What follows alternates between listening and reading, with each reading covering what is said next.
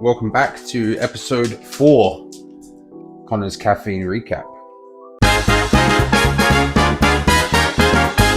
I wasn't fully prepared to record this one today because the weather's been horrible all day, and suddenly we've just got this light beaming through, which helps the camera to be clear.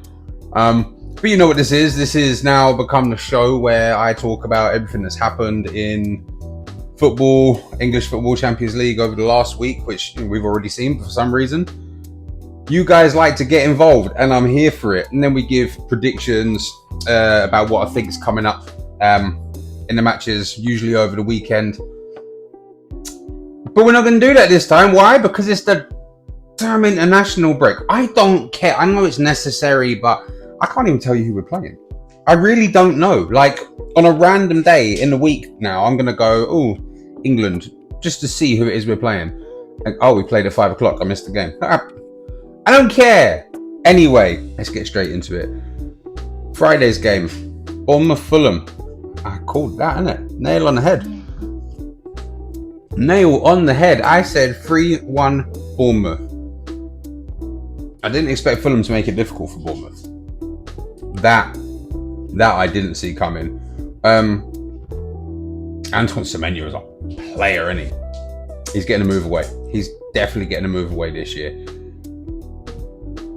I don't think he'll go to an English club because he's going to get a big move, meaning he's going to have to go City, Arsenal or Liverpool. Of the three, he'd go Liverpool just because of what they have in that position. I like Gakpo. Yeah, they can play verts off from the left, but he's the sort of player that would fit in there. And obviously they've got Rio Gamoa, who they're bringing up through the ranks, and that's where he plays. It's tricky. I don't think he'd go City. He don't strike me as a City player. I don't even know what that means, but he doesn't strike me as a City player. And then for us, obviously we brought in Eze for that exact reason. And now suddenly Martinelli and Trossard are like, why are you even considering selling us? What happened? I don't know, but they found some form out of nowhere. But Bournemouth beat them 3-1. Very well played from Bournemouth. First game on Saturday, it was Leeds-Tottenham. I said that Tottenham were going to slip up, and it wasn't plain sailing for them. There was a period of time in that game where Leeds, they looked so good. They looked strong. They looked like they were causing them a lot of problems. 2-1 Spurs, even though I said that Spurs were going to lose it, and I think that was just a little bit of a hate prediction, to be honest. Against a newly promoted club, and you are trying to get where it is you want to be in, where you believe you should be as a club, you should really be putting Leeds to bed, man. You should really be putting Leeds to bed. So, unlucky Leeds. And we want to say well done, Spurs. No, man. 2-1 against Leeds. Get out of it. Man United, Sunderland. I didn't call that. I did not call that. I said it was going to be 1-0 to Sunderland. But again, up until like the first goal, it wasn't plain sailing for United. Sunderland looked decent. They looked all right. And then, United, they grabbed a couple of goals. Sesko got another goal for United. He was kind of just right place, right time. Again, could have been better. You expect it to be better from a club of Man United's stature. But as we all know, United aren't as good as what people think of United right now. So I did think Sunderland would win. They did not. Arsenal, West Ham. Man, I called this big, innit? I said like 5-0. Which realistically it should have been. We had some great goalkeeping from Areola. We had some reasonable defending considering how much we just went at them for the entire game. Ricky Calafiori with that strike off the post. What are you doing, bruv? Every week there's something new to his game. Yeah, I think that's mate. Timber had another class game. I did say that Rice was going to score. And he'd have to do this whole I'm not celebrating thing. I called that. Bukayo Saka's penalty was confident, cool, calm, no issues. I mean, he hit that with some venom into the side netting. I thought Gyökeres might take it, and I'm glad he didn't. I want Gyökeres on the score sheet, obviously, but I'm glad he didn't take it because Bukayo was like, listen, this is my club, bro.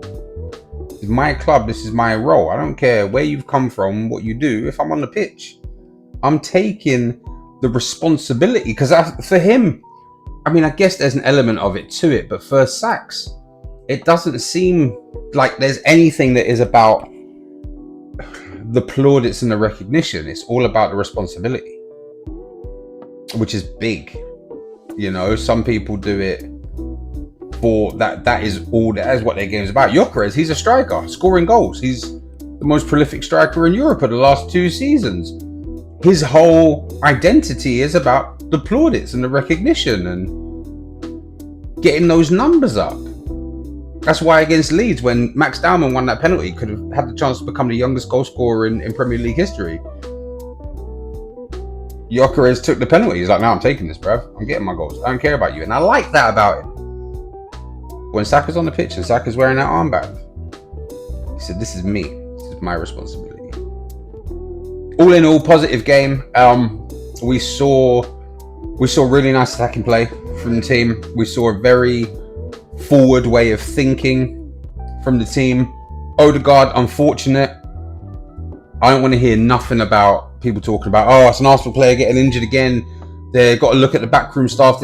They clashed knees in this one. I've seen people tear their ACL off of a clash of knees. So he's lucky that his is only really a sprain that's going to take a few weeks to get back from.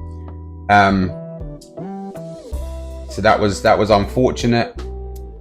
All in all, positives from that game, and we've gone into the international break top of the league. That's all I care about. All I care about is that we have gone into this break at the top of the table. Let me talk to you about Stamford Bridge. Yeah, I don't like Stamford Bridge. I don't like Chelsea.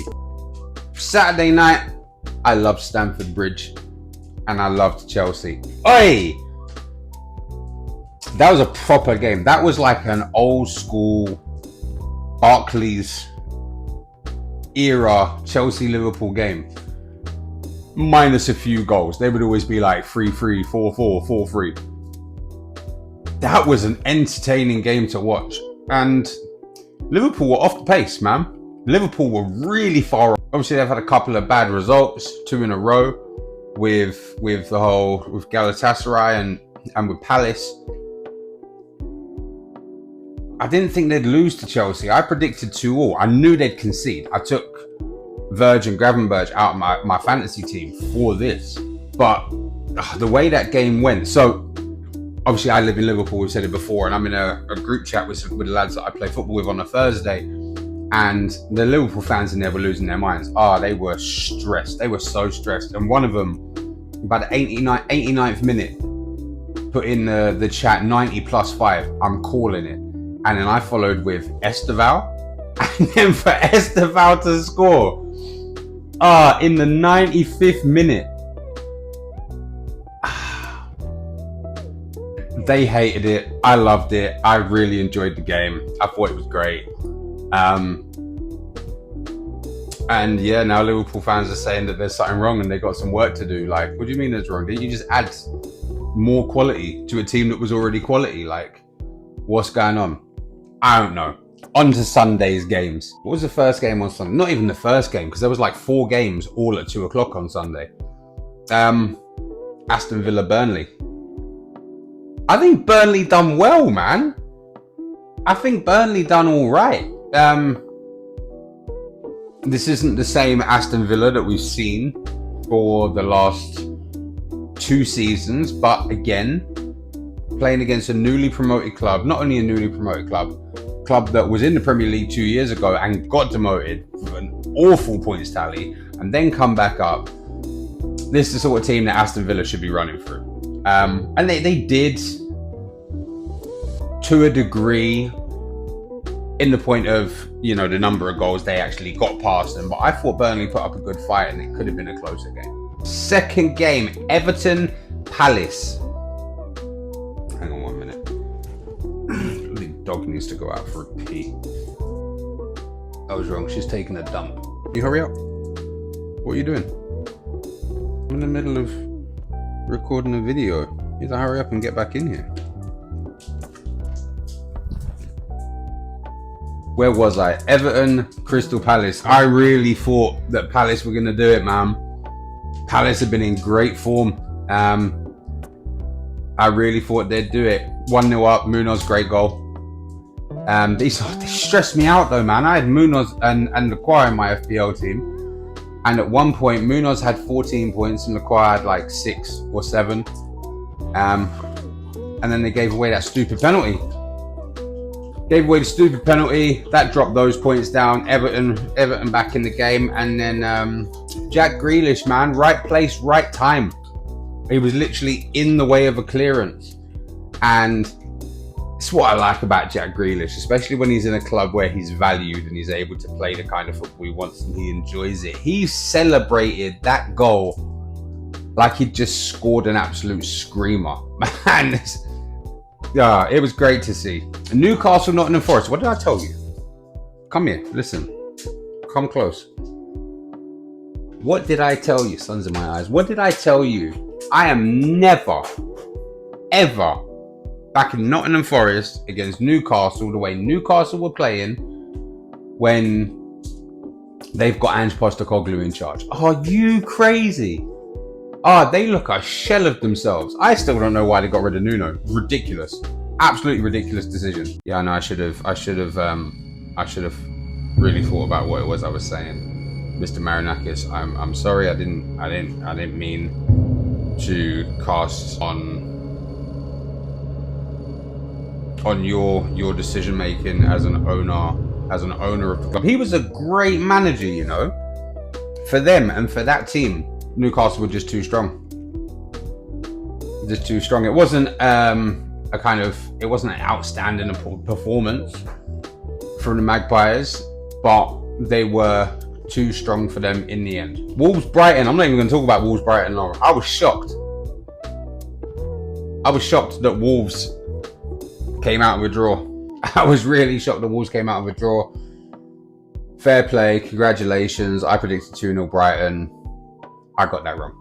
And then Brentford, Manchester City. Erling Haaland, you big, tall, long, shiny, blonde hair, ogre-looking motherfucker.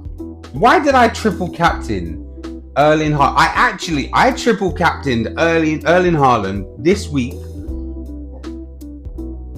One, because he's been in unstoppable form, but because I called it, because I said it in the video, I went and triple captained. Dumb decision. I should have triple captained Semenyo if anyone.